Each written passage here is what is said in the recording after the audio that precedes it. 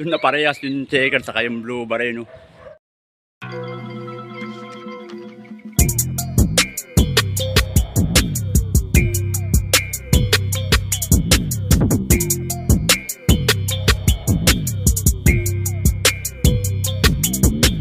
Pakain na muna tayo dito sa mga natitira natin yung mga pang stock na ibon yan, mga brown. Ayun isang brown. Ayun isang brown. Puro brown na ngayon yung mga nandito sa ating loop. Puro color na yan. Ganda oh. Ito yung white imbric natin oh. Ito yung blue bar, may pasok din yung imbric yan. Yan. So sa update ko kayo dito sa aking mga painakay. Ayan sila oh. Naging 3. Ayan. Pinasa, meron dito 3 rin dito. Kaya medyo malit yung isa. So yung itlog yung inakay dito ilipat ko nga ron sa 2 breeder. Dahil nawala yung babae. Yung asawa ng checkered. So hindi ko lang kung saan nakapunta.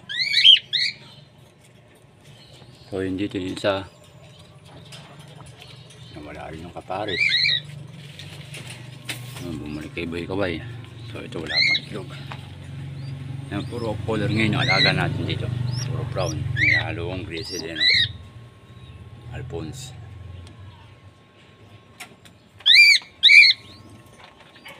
So mag-aabang tayo ngayon dito.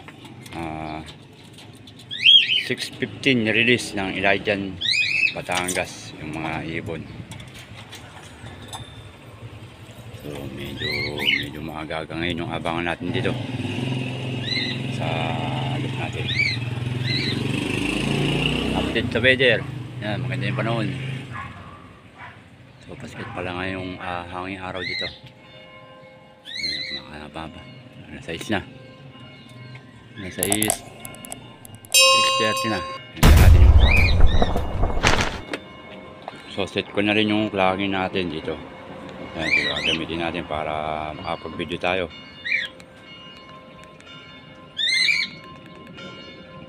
Ayan. Okay na. I-set na natin yung pang-clock natin. So update ko, balitaan kayo mamaya sa ibon na inaabang natin dito sa naka-able to send message siya. So hindi ko alam dahil baka walang signal to yung dito sim dito sa lugar na to. Yan unable to send message. Baka ito ang cellphone natin gagamitin natin pang clock dahil naglolo ko to, baka magka-problema pa. Yan. Ayaw kong basahin yung dito sim. Ang Elijah Batangas ay nasa 101 km ang layo. So muna ang cut-off natin nasa 8 mga 8:30 yung cut-off natin dito sa pinaka area. So ano na, ang oras ay 7:02 na. Possible mga 8 pasado meron tayong ibon. 8:20 ganun. So yan, ganda na yung panahon no. Sinag na yung araw.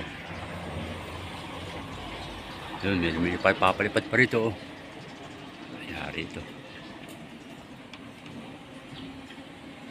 So mamaya baka hindi ko na mabidyoan yung pagkaklak ng ibon. Dahil ito yung gagamitin ko yung cellphone natin. Sa pagkaklak. Hindi yung pakipad. So medyo nagloko. Update sa inakay. So medyo pansit yung isa oh. Yan, hindi nasusubuan. So baka tulungan natin to ng pagsasubo. So dito halos pare-parehas yung sukat nila oh. Yan, tatlo rin. Galing nito. Halos lahat sinusubuan yung 3 inakay. Sa parating ng ibon ko dito sa pinaka area ko. Ayan, ganda naman yung panahon. Nakahanda na lahat yung pagkain nila. Hindi tayo pepeso. Pinaka-clocking nasa 1318 yung mga nag-entry na ibon o sumali. So dami pa ng ibon. 1318 lahat. naibon yung mga kalahok sa ano, sa karera na nagaganap ngayon. So, panguli ako ng konti pa. Time check 7:27 na. Party na yun. Sa kabilang bubong dumapo. Ayun, naroon.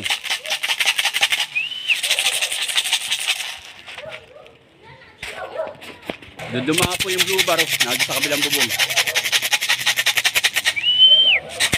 Patay. Dapo pa ron.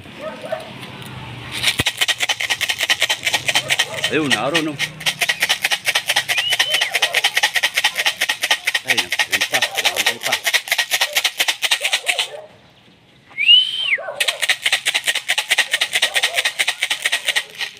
Doon na parehas yung checker saka yung blue bar no.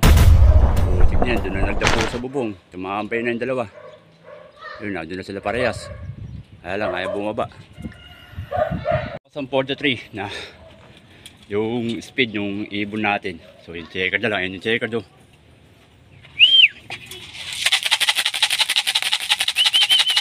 Ito yung checker do. Dalawa na, sabay na sila. Yung blue bar rin, nakapasok na sa loob. Ito, mapapatagal tayo dito sa isang to.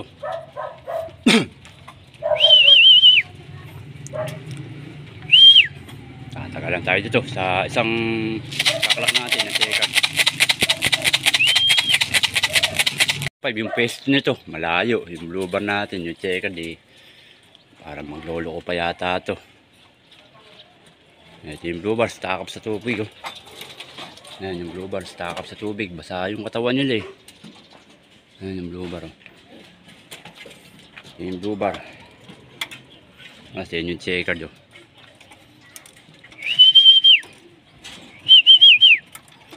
Nanda ko muna yung klakin nito, ikaklak ko muna. Dalawa na yung ibon natin na na-iklak, kompleto tayo. Ito yung dalawa, wala pang 830 na kompleto na tayo ng ibon. Isang 900 at isang 1043 ang speed. Yan, dalawang to. Mukhang basa yung pakpak nila, hindi ko alam kung bakit. Saka itong checkered basa, medyo basa rin yung ibla ng balahibo ng pakpak niya. Wow na wow, ay pa naman yung blue bar.